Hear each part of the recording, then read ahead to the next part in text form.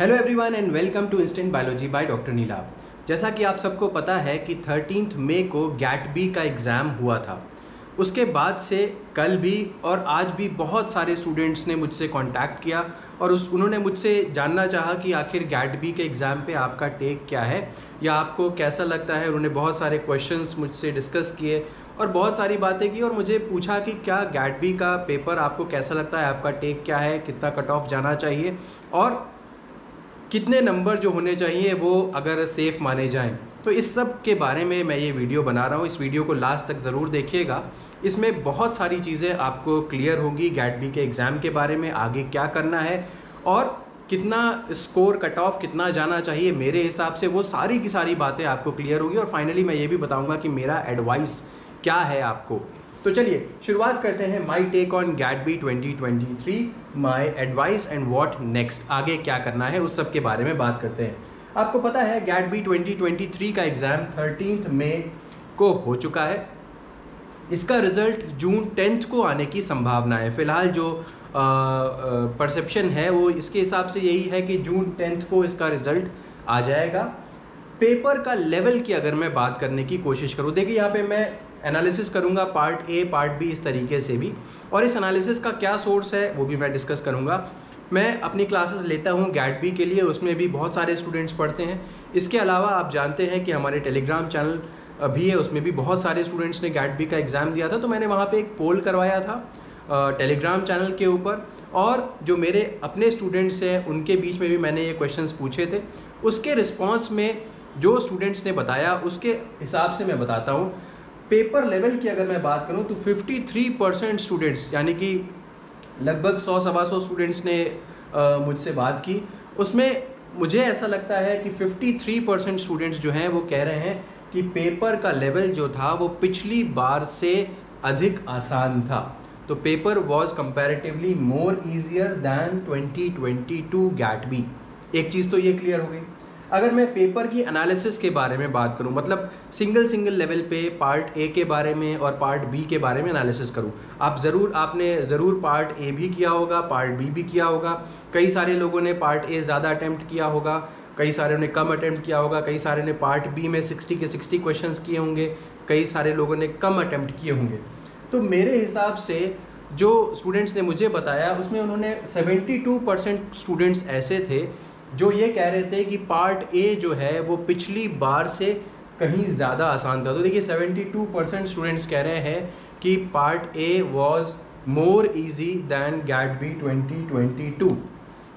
अब अगर मैं पार्ट बी के बारे में एनालिसिस आपसे डिस्कस करूँ तो पार्ट बी में ज़्यादातर स्टूडेंट्स का ये कहना है कि सर इम्यूनोलॉजी और बायोप्रोसेस इंजीनियरिंग अधिक ज़्यादा पूछ ली गई थी, लेकिन फिर भी कम से कम मैं अपने स्टूडेंट्स के बारे में बात कर सकता हूं क्योंकि मैंने इम्यूनोलॉजी और बायो प्रोसेस इंजीनियरिंग बेसिकली सभी सब्जेक्ट्स मैंने काफ़ी डिटेल में पढ़ाए थे, तो उन्हें दिक्कत नहीं हुई।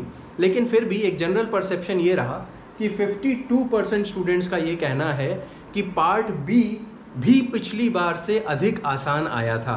52% स्टूडेंट्स का कहना है, मतलब मेजॉरिटी से अधिक स्टूडेंट्स ये कह रहे हैं। उसमें से कुछ लोग ये भी कह रहे हैं कि सेम जैसा था, कुछ लोगों का कहना है कि पिछली बार से जो है वो टफ़ था। बहरहाल मैं जो हाई परसेंटेज है उसके साथ आपको डिस्कस कर रहा हूँ। तो 52% स्टूडेंट्स कह रहे हैं पार्ट बी जो है पिछली बार से ज़्यादा आसान आया था। तो अब आप कुल मिलाकर के देख सकते हैं कि स्टूडेंट्स का परसेप्शन ये रहा कि पिछली बार से तो पेपर अधिक आसान आया था।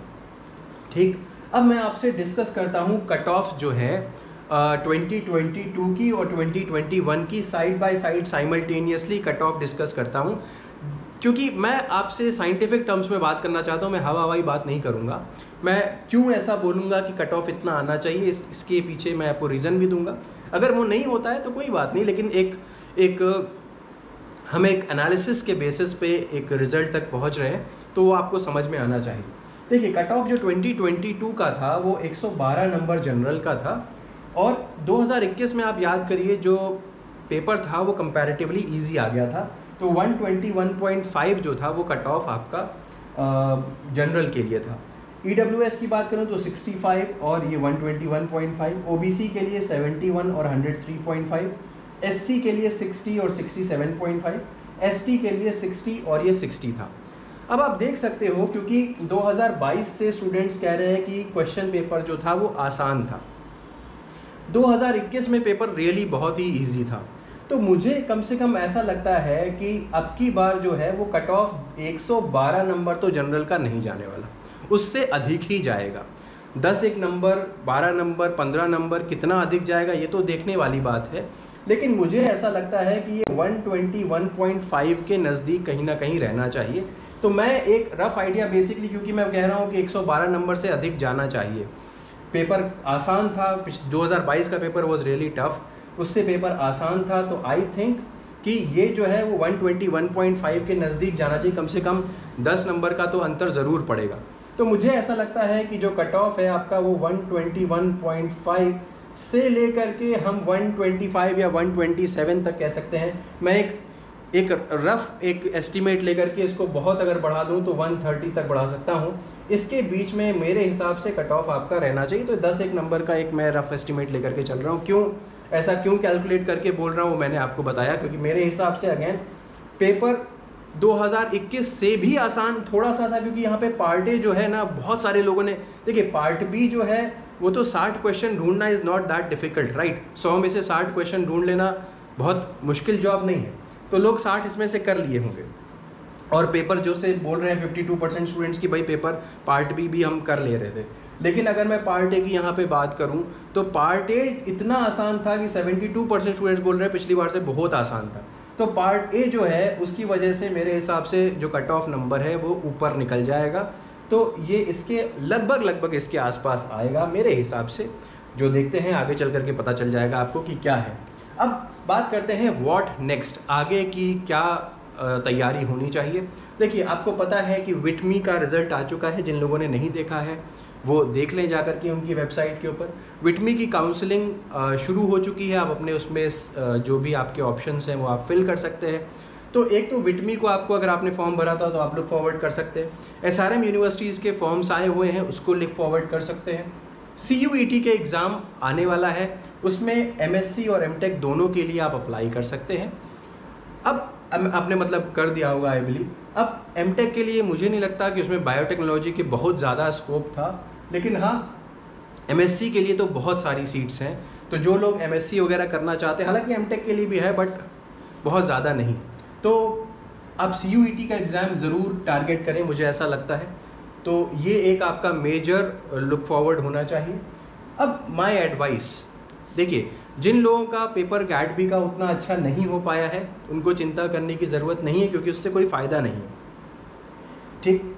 तो जो लोग 4th ईयर में थे और उनका GAT-B का पेपर उतना अच्छा नहीं हो पाया है, कोई दिक्कत की बात नहीं है। अगर आपके दिमाग में ये है कि नहीं आपको ड्रॉप लेना है, आपको MTech करना ही करना है, बहुत सारे स्टूडेंट सोचेंगे कि मुझे जॉब करनी है, कोई दिक्कत नहीं है, आप जॉब ज्वाइन करिए, लेकिन साथ साथ में आप अपनी प्रिपरेशंस को जारी रखिए। आप 4th ईयर कर चुके हैं या कर रहे हैं, नहीं आपको अच्छा लग रहा है तो आप टारगेट कर सकते हैं फेब में आपका GATE-BT का एग्ज़ाम होगा, तब तक आप साथ में जॉब कर सकते हैं और जॉब के साथ साथ आप GATE-BT की प्रिपरेशन कर सकते हैं।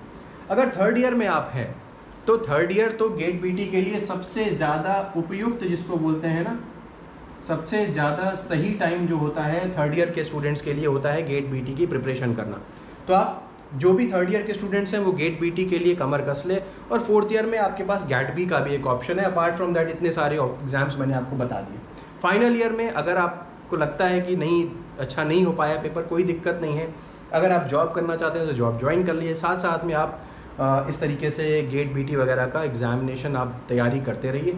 अपार्ट फ्रॉम दैट बहुत सारे और प्राइवेट कॉलेजेस के एग्ज़ाम आपको नेट पे आप सर्च करोगे तो आपको मिलते जाएंगे, वहाँ पे आप फॉर्म भरिए और देख सकते हैं, आप ऑप्शन ले सकते हैं उसके तरफ भी। लेकिन मेरा हमेशा ये रहता है कि आप किसी एक बढ़िया एक गवर्नमेंट IIT NIT वगैरह की लेवल के कॉलेज में ज़रूर जाएं।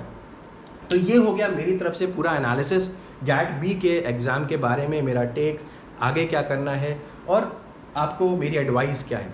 मुझे उम्मीद है कि ये वीडियो आपको पसंद आया होगा। अगर पसंद आया है तो इसे लाइक करिए, मेरे चैनल को सब्सक्राइब करिए, बेल आइकन को दबाना बिल्कुल मत भूलिएगा और अपने फ्रेंड्स के साथ ज़रूर शेयर करिएगा। Thank you so much, have a good day.